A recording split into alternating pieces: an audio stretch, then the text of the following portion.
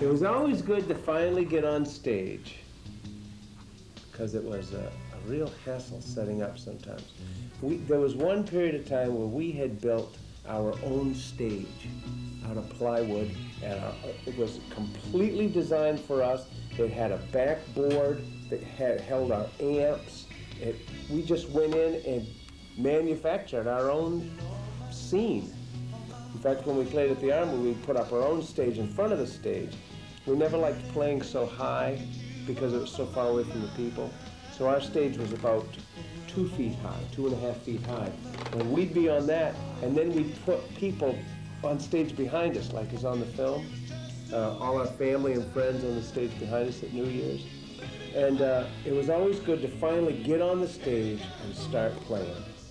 As far as taping that night, that was total accident. We just happened to have a 45-pound camera, and we had our light man, who was Dave Jolica, at the time, do the videotaping. So he would run the camera, and of course you didn't have electronic zoom; it was just the hand zoom.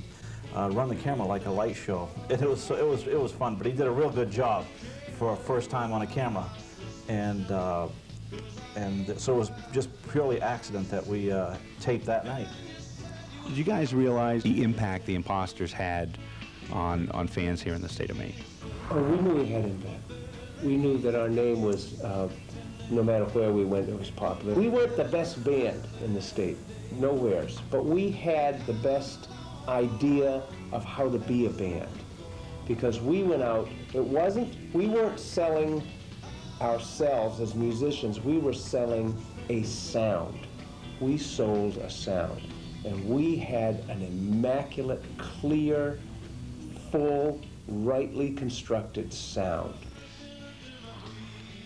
Out of all your time together, is there any stories you'd like to share, something that sticks in your mind? I'm going to tell you that story. We always took a 4-track tape recorder with us and taped the band. And on different things on different channels, different nights, depending on what we needed to hear at the next rehearsal. So we had a tape of a song called Reach a Little Bit Higher on the tape recorder. And it was a good tape. We all thought, hey, that's a good one. So we thought one night that we would fool Larry. We'd give Larry a big birthday present. And we were at the White Owl, which is now the Melody Ranch. And we set the tape up. Larry, fortunately, was on one channel, the drums. And we turned that channel out, and we set the tape up to play, and all of the rest of us turned away from Larry, so he couldn't see that we weren't starting the song. I was counting off hearing it in my headphones, and he couldn't hear it in his headphones. Yeah, see? So we started the song, and we were all we were mimicking. We were all karaoke with the tape. And Larry's playing along, you know, having a great time. Great song that people are dancing. Well, it comes to the last part, and it really speeds up and goes like 90. And I took my guitar off and walked off the stage. And go ahead, you tell the rest of it. Well, I see Rick leave the stage, and I, thought, well, he's the last song of the night. He's going to have fun. So he went out. He was dancing, but when I look back, the bass player was gone. And wasn't 10 seconds later, and the lead player's leaving. I'm there, whoa, well, I'm surviving with keyboards. And just a quick glance at Bill, and Bill's gone. I'm the only one there playing, but the whole band's playing. And I'm like, what's going on? But I figured it out, obviously, real quick. So, they got me. So I threw my sticks down.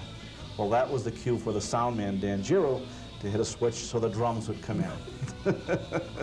So they fooled me, and they also fooled a lot of the audience.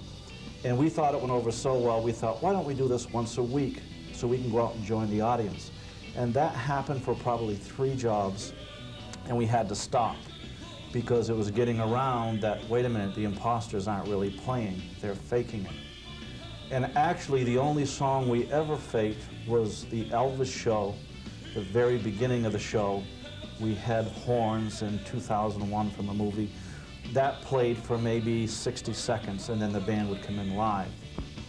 And you guys were a phenomenal band, and it sounds like you had a lot of fun, and you guys were like family. And as we talk through this interview, I don't think it would be complete without saying something about Jerry. Memories of Jerry. I lived in Appleton for a while before I came back to join this band, and that's where I met Jerry. He was a high school student at the time, and he used to hang around. I played in a band down there, and he'd hang around and, you know, want to sit in once in a while and play bass and get some pointers. So when we came back and started the Imposters again, we needed a bass player, and I said, well, I know this kid in Appleton, so we called Jerry, and he came up and started playing, and he fit right in. Because he could do he had a different voice than the rest of us. He had a different style on stage, and it just fit so well. It just really made that group with Steve Fodder and Jerry and Bill and me and Larry. It was really a wonderful combination. Yeah. Well, the only thing I would like to say is we'd like to dedicate this to Jerry Gushy, our bass player, who has passed on. Also to our following that we had through the years. I want to thank all of our following, and our sound man and light man and the rest of the band, and thank you for giving us the opportunity to share our memories with our followers. Yeah. Right, Rick? That's right.